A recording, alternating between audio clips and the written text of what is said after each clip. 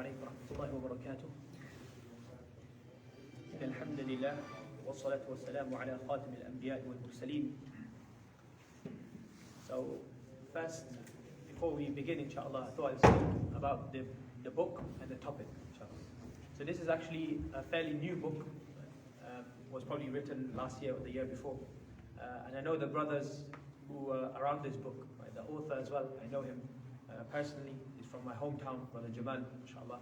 And what he has done is, in this time where we sometimes are distracted by the world around us, that we forget ourselves and we forget to focus on our own deficiencies, because the world is just going so fast.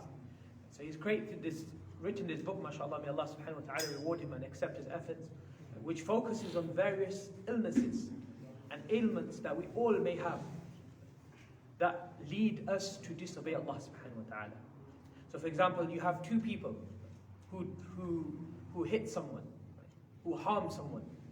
Both of those people may be doing the same thing, but the reason they are doing it is because of something else. Number one, person one may be doing it because he has an anger issue. So that's an illness of the heart. Person two may be doing it because he hates the person. So that's hatred, bughd.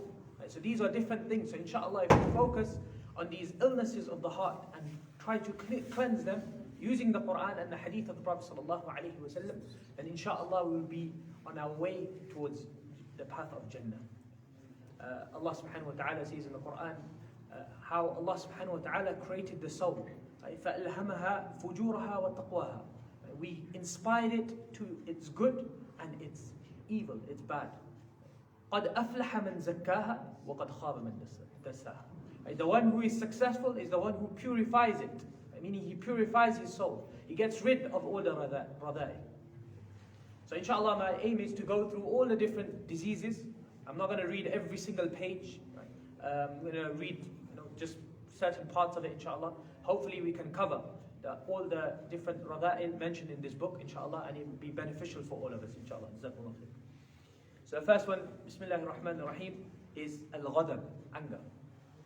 Anger can be compared to a chained, restless beast imprisoned in the heat of midday sun, near impossible to restrain once it breaks its chain, and doubtless of no benefit to its owner once unleashed. Intense anger or wrath is known as ghadab. A man asked the Prophet ﷺ, what will keep me away from the anger of Allah? This is a hadith in Musnad of Imam Ahmed. The Prophet ﷺ said, do not be angry. And we know the famous hadith where a person came to the Prophet ﷺ and he said, oh Sini, give me advice. The Prophet ﷺ said, لا تغضب. He asked again, فَرَدَّدَ مِرَارًا لَا تَغْضَبْ. Again the Prophet ﷺ said, لَا تَغْضَبْ. Don't get angry, don't get angry. The Messenger of Allah ﷺ became angry at times. He once said, I am one of the sons of Adam. I get angry as you get angry. This is a hadith mentioned in the Sunan of Abu Dawood. The Prophet ﷺ's anger could be seen on his face, but his anger was always to response to a deviation from normal human character and behavior that would be offensive to Allah subhanahu wa ta'ala. The Prophet ﷺ never became angry for his own reason, for his own purpose. He became angry for the sake of Allah subhanahu wa ta'ala. And inshallah we will also mention those reasons where we should become angry, or it is permissible to become angry. Scholars agree that anger is not prohibited per se. Indeed, it is part of the wisdom behind the Quranic commandment to enjoin what is right and forbid what is evil. However, as much as anger remains an essential quality of the human creation, if it is not guided to something useful, if used recklessly and left untamed, it can possess, consume, and ultimately destroy a person. Subhanallah. May Allah subhanahu wa ta'ala give us all the ability to channel our anger so that when we do become angry, we become angry for the right reasons and we are able to control our anger. So now, the way this brother has distributed the chapters is that in each chapter he will talk about some of the symptoms. Right? So how do we know that we have an anger issue? We'll go through some of those symptoms. And then he goes through the treatments which are found in the Quran and Hadith. What did the Prophet ﷺ say? What does the Quran say? How can we use this to help ourselves? And then he will go through some, maybe if there is exceptions, then in those cases we'll go through exceptions. So signs and symptoms.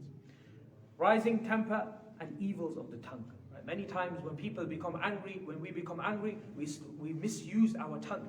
Right? We start swearing. Right? We start saying things that we would not say generally.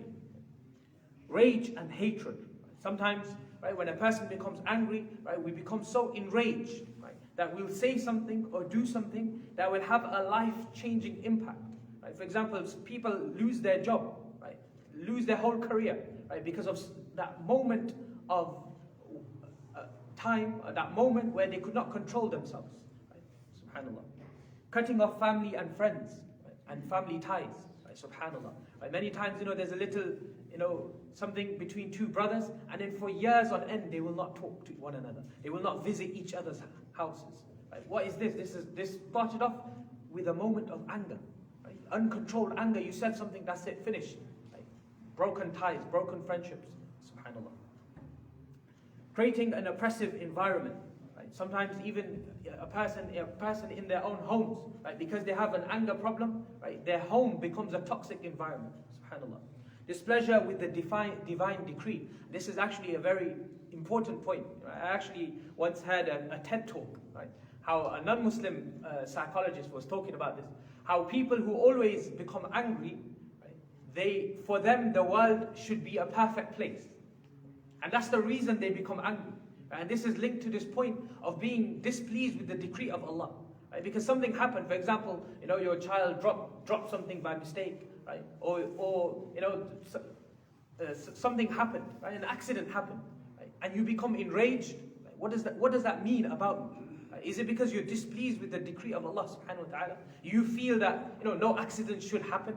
Right? That the world should be a perfect place where nothing can go wrong, and anything that does go wrong deserves my wrath and my anger. Al-'iyadhu billah.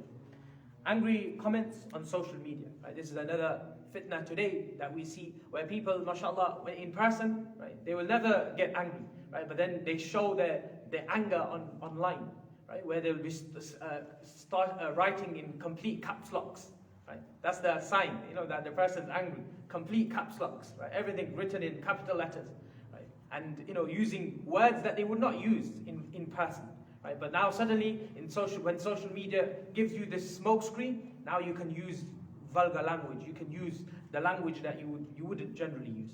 Right? May Allah subhanahu wa ta'ala give us the ability to understand, right, if we are under any of these things, or we have anger within us, and then inshallah to work towards rectifying that, right, and becoming better believers, closer to Allah subhanahu wa ta'ala, and closer to the path of Jannah. Inshallah, from tomorrow we'll continue with the academic treatments and the practical treatments of anger and the exceptions. May Allah subhanahu wa ta'ala give us all the ability to use this Ramadan as an opportunity to gain closeness to Him.